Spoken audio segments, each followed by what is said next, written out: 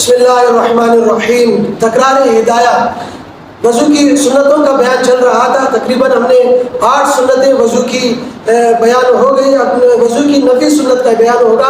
تکرار میں ایک تو عبارت کا اعراب اور پھر ترجمہ اور پھر اس کا خلاصہ یعنی مسئلہ اور پھر اس عبارت کی وضاحت یا دلائل. تو وضو کی 9ویں سنت قالا فرماتے ہیں وتکرار الغسل، دھونے کو مکرر کرنا، دھونے میں تکرار کرنا، الی الثلاث 3 کے عدد تک، یہ بھی سنت ہے. یعنی 3 مرتبہ دھونے والے اعضاء کو دھونا یہ بھی سنت ہے. لأن نبی علیہ الصلوۃ والسلام، اس لیے کہ آپ علیہ الصلوۃ والسلام نے توضأ مرۃ مرۃ، ایک مرتبہ وضو کیا یعنی اعضاء کو ایک مرتبہ دھویا. وقال، اور فرمایا ھذا وضوء لا يقبل اللہ تعالی الصلاۃ الا به، یہ ایسا وضو ہے کہ اس کے بغیر اللہ تعالیٰ نماز کو قبول ہی نہیں کرتے. اس لیے کہ ایک مرتبہ اعضاء کو دھونا یہ وضو میں فرض ہے. ایک مرتبہ آپ نے دھویا ہی نہیں تو وضو نہیں ہوا، وضو نہیں ہوا تو نماز ہی درست نہیں، نماز ہی قبول نہیں ہوئی. وتوضأ مرتين مرتين، اور 2 مرتبہ آپ نے وضو کیے یعنی اعضاء کو 2 مرتبہ دھویا.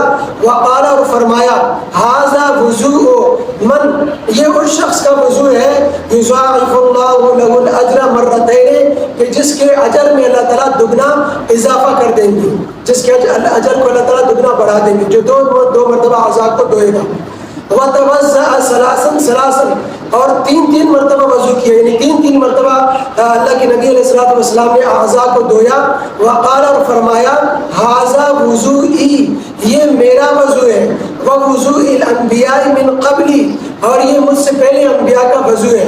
یعنی یہ میرا وضو کا طریقہ ہے اور میرے سے پہلے انبیاء کا بھی وضو کا یہی طریقہ ہے، سنت طریقہ کہ 3 مرتبہ اعضاء کا دھونا.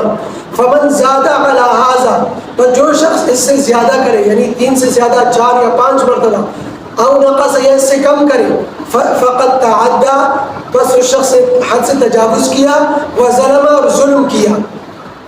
والوعید لعدم رؤیته سنتا، اور یہ جو وعید ہے یہ ظلم کی اور یہ حد سے تجاوز کی، یہ اس شخص کے لیے جو 3 مرتبہ اعضاء کے دھونے کو سنت نہ سمجھے، یہ وعید اس شخص کے لیے.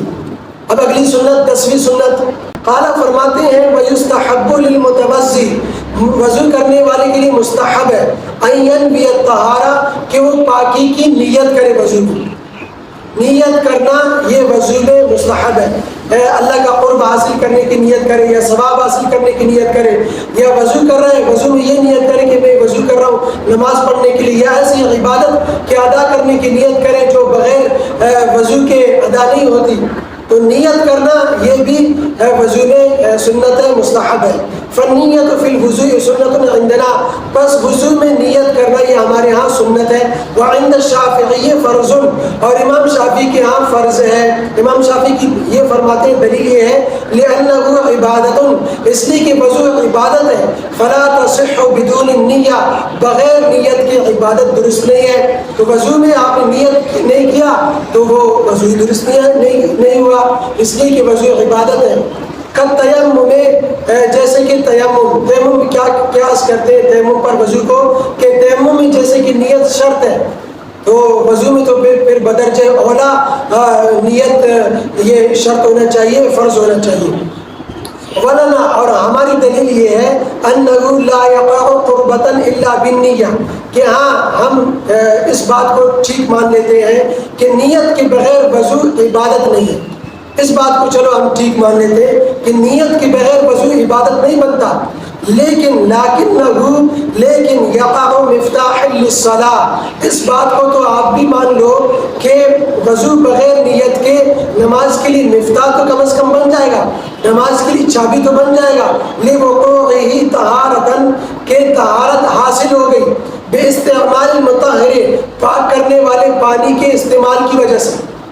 اس لیے کہ پانی طاہر بھی مطہر بھی ہے. اللہ تعالیٰ نے فرمایا وَأَنزَلْنَا مِنَ السَّمَاءِ مَاءً طَهُورًا، اس میں نیت کی کوئی قید نہیں ہے کہ جب نیت کرو گی تب ماء طہور کہلائے گا، نیت نہیں کرو گے تو ماء طہور نہیں۔ اللہ تعالیٰ نے بغیر نیت کے قید کے ماء طہور کہا ہے۔ طاہر تو پانی طاہر بھی ہے، مطہر بھی ہے، پاک کرنے والا بھی ہے۔ جب پانی پاک کرنے والا ہے تو پانی سے آپ نے وضو کے 4 فرائض جو ہیں وہ آپ نے ادا کر لیے، وہ دھو لیے، تو آپ کا وضو ہو گیا، یعنی پاکی حاصل ہو گئی۔ تو نماز کے لیے پاکی ہی شرط ہے، اور پاکی حاصل ہو گئی بغیر نیت کے تو عبادت قرار نہ دو۔ ٹھیک ہے، ہم بھی کہتے ہیں کہ عبادت نہیں ہے، لیکن نماز کے لیے مفتاح تو کم از کم بن گیا۔ بخلاف تیمم، برخلاف تیمم کے، اس لیے کہ تیمم طاہر تو ہے، مطہر نہیں ہے، پاک کرنے والا نہیں ہے۔ پاک کرنے والا تب بنے گا لأن التراب غیر مطہر، اس لیے کہ مٹی پاک کرنے والا نہیں ہے، الا فی حال ارادۃ الصلاۃ، ہاں پاک کرنے والا تب بنے گا جب ارادہ صلاۃ کے حال کے وقت، جب نیت کرو گے تب وہ پاک کرنے والا بھی بن جائے گا، مطہر بن جائے گا۔ او هو ينبئ عن القصد، یا وہ تیمم قصد کی خبر دیتا ہے۔ تیمم کا لغوی معنی ہے قصد کرنا، ارادہ کرنا، تو شریعت میں لغوی معنی کی رعایت بھی کی جاتی ہے۔ تو لغوی معنی قصد کرنا، رعایت کرنا، اسی کا نام نیت ہے، تو اس لیے نیت یہ تیمم میں شرط رکھی گئی ہے۔ وَيَسْتَوْعِبُ رَأْسَهُ بِالْمَسْحِ، اور اپنے سر کو گیر لینا مسح کے ساتھ، یعنی پورے سر کا مسح کرنا، یہ بھی وضو کی سنتوں میں سے ایک سنت ہے، وہ سنتوں اور یہ سنت ہے۔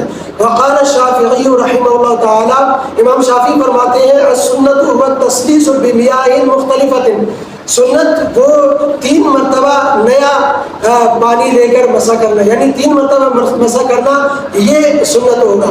اعتبارا بالمغسول، دھوئے ہوئے اعضاء پر قیاس کرتے ہیں امام شافعی کہ جب جن اعضاء کو دھویا جاتا ہے ان کو جب 3 مرتبہ دھویا جاتا ہے تو مسح بھی 3 مرتبہ کیا جائے گا، تب یہ سنت کہلائے گا، ورنہ 1 مرتبہ سے سنت نہیں کہلائے گا۔ ورنہ، اور ہماری دلیل یہ ہے ان انس رضی اللہ عنہ توضأ، تب وضو کیا، ثلاثاً 3 مرتبہ وضو کیا، یعنی 3 مرتبہ دھونے والے اعضاء کو دھویا۔ وَمَسَحَ بِرَأْسِهِ مَرَّةً وَاحِدَةً، اور 1 مرتبہ سر کا مسح کیا۔ وقال، اور فرمایا هذا وضوء رسول اللہ صلی اللہ علیہ وسلم، یہ آپ علیہ الصلوۃ والسلام کا وضو ہے۔ دھونے والے اعضاء کو 3 مرتبہ دھویا، لیکن مسح کر 3 مرتبہ مسح نہیں کیا بلکہ 1 مرتبہ مسح کیا، اور فرمایا یہ آپ علیہ الصلوۃ والسلام کا وضو ہے۔ والذی یروی من التسلیس، اور وہ جو روایتیں جو 3 مرتبہ کی روایات ہیں، محمول علیہ بماء واحد، وہ محمول ہے ایک ہی پانی پر، یعنی ایک ہی پانی سے 3 مرتبہ مسح کیے، وہ اس پر محمول ہے۔ لیکن امام شافعی فرماتے ہیں کہ ہر مرتبہ نئے پانی سے مسح کیا جائے گا۔ وهو مشروع على ما روى الحسن عن ابي حنیفہ رحمہ اللہ تعالی، اور یہی مشروع ہے جیسا کہ امام حسن نے حضرت ابو حنیفہ رحمہ اللہ سے روایت کی ہے۔ ولأن المفروض، اور پھر دوسری دلیل ہم یہ دیتے ہیں کہ ولأن المفروض والمسح، سر کا مسح کرنا یہ فرض ہے، دھونا فرض نہیں ہے، سر کا مسح کرنا فرض ہے۔